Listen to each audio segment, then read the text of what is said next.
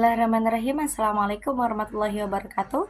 Perkenalkan, nama saya Aisyah Nasr Ramadhani dari jurusan Ilmu Komunikasi kelas C dengan NIM 237020100150. Hari ini saya akan membahas teori komunikasi Social Identity Theory dengan latar belakang tokoh.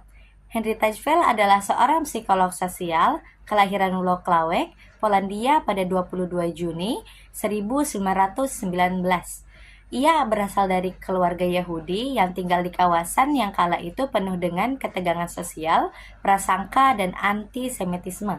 Tajfel hidup dalam konteks historis yang sangat mempengaruhi arah pemikirannya, yaitu Eropa Timur di awal abad ke-20 yang sedang berjuang dengan nasionalisme ekstrim dan konflik identitas yang kerap berujung pada kekerasan.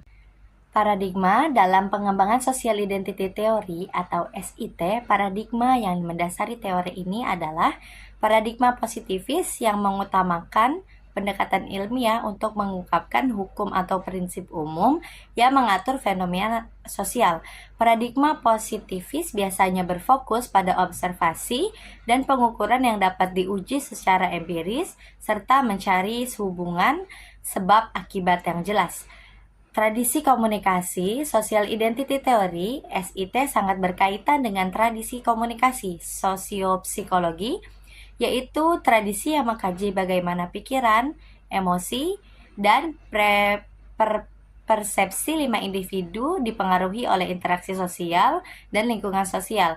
Tradisi ini memadukan pendekatan psikologi sosial dan komunikasi untuk memahami bagaimana identitas terbentuk dan memengaruhi perilaku komunikasi.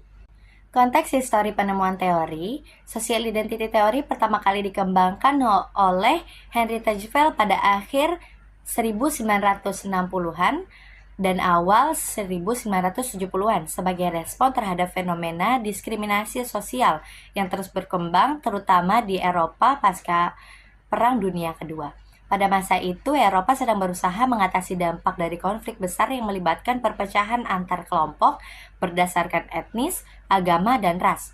Beberapa konteks sosial dan budaya yang memengaruhi penemuan ini adalah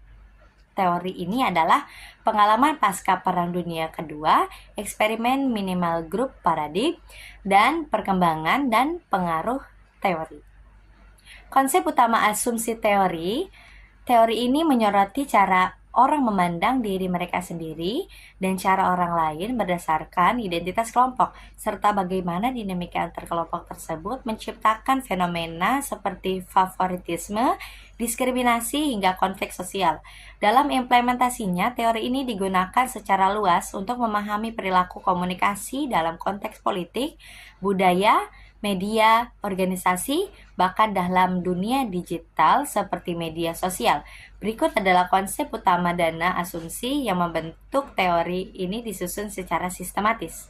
Metode penelitian yang digunakan untuk membangun Social Identity Theory, Henry Tajfel dan John Turner menggunakan metode penelitian eksperimen yang berfokus pada pengujian hipotetis melalui pengalaman yang terkendali. Eksperimen ini dirancang untuk mengisolasi variabel-variabel tertentu yang mempengaruhi pembentukan kelompok, identitas, dan afiliasi antar kelompok. Relevansi dengan fenomena saat ini, Social Identity Theory tetap sangat relevan dalam konteks fenomena komunikasi kontemporer. Seiring dengan perkembangan teknologi dan perubahan dalam dinamika sosial, teori terus memberikan wawasan yang berharga tentang bagaimana individu berinteraksi dalam kelompok-kelompok sosial, serta bagaimana identitas sosial mempengaruhi perilaku. Kelebihan dan keterbatasan teori Social Identity. Kelebihan pertama, pemahaman komunikasi keluarga yang mendalam. Yang kedua, fleksibilitas dan aplikasi yang luas. Yang ketiga, menjembatani teori komunikasi massa dan teori komunikasi interpersonal. Dan yang terakhir, relevansi dalam menghadapi perubahan sosial dan teknologi. Keterbatasan, kurangnya pengakuan terhadap faktor lain yang memengaruhi komunikasi keluarga. Sifat statis dari dimensi yang diajukan, kurangnya pendekatan kualitatif, dan terbatasnya konteks budaya dalam pengembangan diri. Terima kasih atas perhatiannya. Wassalamualaikum warahmatullahi wabarakatuh.